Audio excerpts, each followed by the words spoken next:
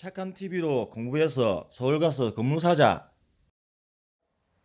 장점, 일단은 중과세 안 내고요. 일단 비과세 받을 수도 있고, 장기부여 특별공제도 받을 수 있고, 여러 가지 감면도 받을 수 있습니다. 근데 불리한 거는 너무 길다는 얘기죠. 최소한 재산세나 종합재산세나 취득세 감면을 유지시키기 위해서는 4년만 있으면 되지만, 저희 세법으로 와서 소득세 1세대 1주택 비과세 유지하기 위해서는 옛날에는 5년이었고 지금 8년이에요. 그리고 조특법상의 장기부여 특별공제 70% 감면받거나 아니면 100% 감면받기 위해서는 또 8년은 있어야 돼요. 지금은 10년이어야지 100%인데 내년부터는 8년만 있어도 100% 감면해줍니다. 그래서 조심하셔야 되고요. 건강보험료가 어르신들 제일 예민한데 일단 4년 임대면 40% 감면이고 8년 임대면 80% 감면이니까 활용을 잘 하시면 될 것 같아요. 취득세는 60제곱미터 이하고 신규 분양 받으면 감면받고요. 재산세는 2호 이상인 경우 감면받을 수 있고, 지금은 종합부동산세 합산 배제가 4년에서 8년을 바뀌었고요. 임대소득세 감면도 30%까지 감면받을 수 있습니다.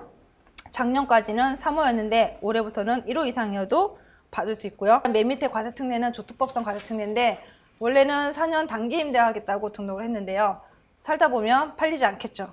그래서 쭉 가다 보니까 시간이 흘러서 장기로 보유하게 됐을 때는 40%까지, 원래 10년이면 지금 30%거든요. 일반 세율은. 일반 주택은. 근데 지금 임대사업자 등록을 했는데 어쩌다 보니까 10년이 흘렀으면 이제 40%까지 해주겠다는 게 조특법 감면이고, 이 혜택은 아직 받을 수 있습니다.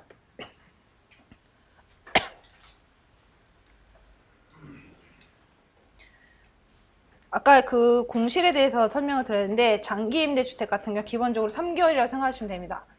저희가 임차인을 구하지 못할 때도 많잖아요. 그 임차인이 없는 기간을 3개월 내면 그게 임대 기간에 포함이 돼요. 근데 3개월이 아니고 이게 6개월이면 그냥 보유하고 있던 기간 중에 임대 기간 중에 6개월은 빼는 거예요. 아예 빼는 거예요.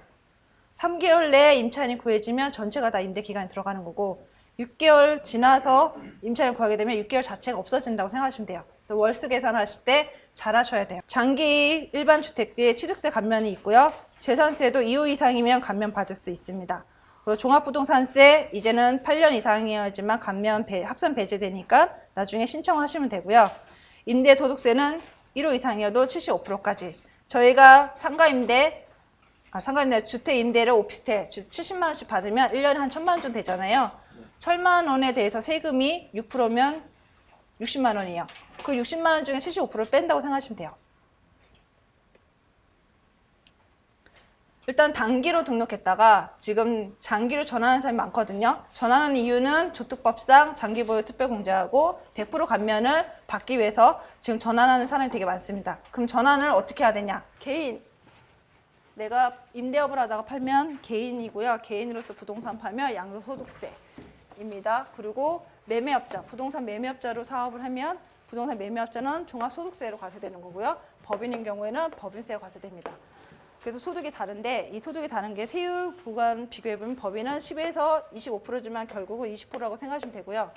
여기는 6에서 42%입니다.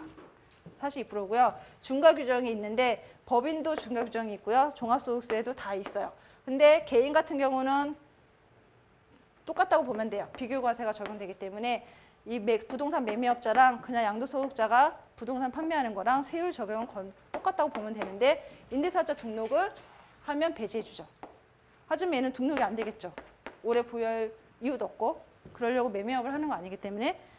그리고 법인도 원래는 10%, 20% 구간이란 세율을 적용하지만 20% 세율을 적용하려면 2억이 넘어야 되기 때문에 그 웬만한 건 10% 적용받는다고 생각하시면 돼요.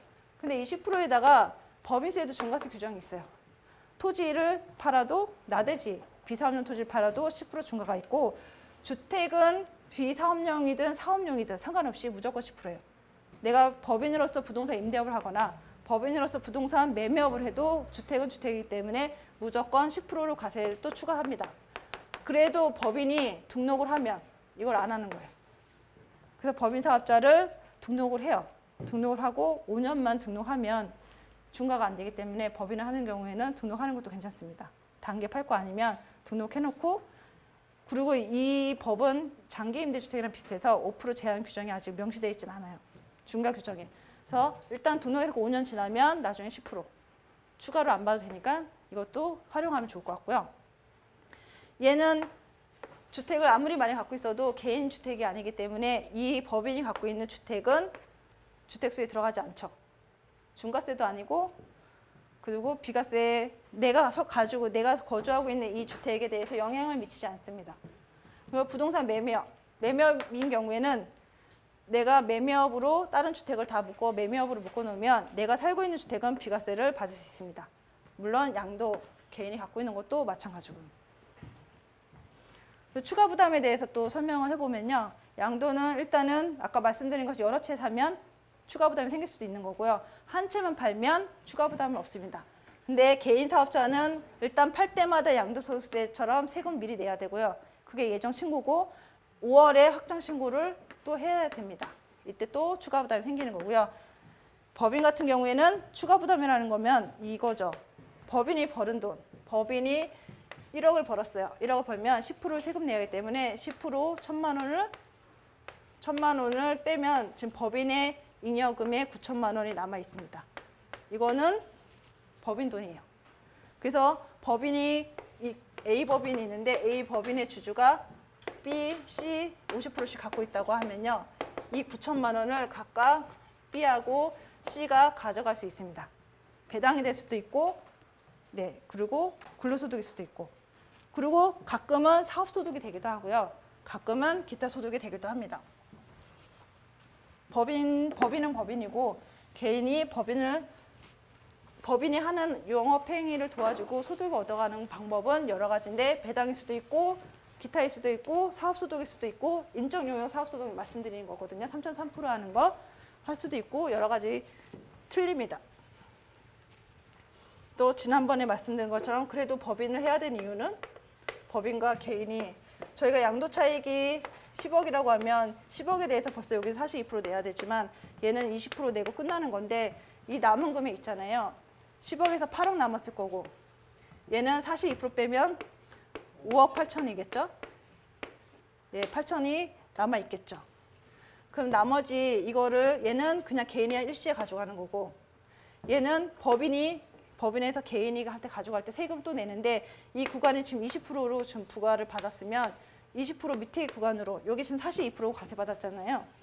이 과세 받은 거랑 똑같이 과세 받을 거면 할 필요가 없죠.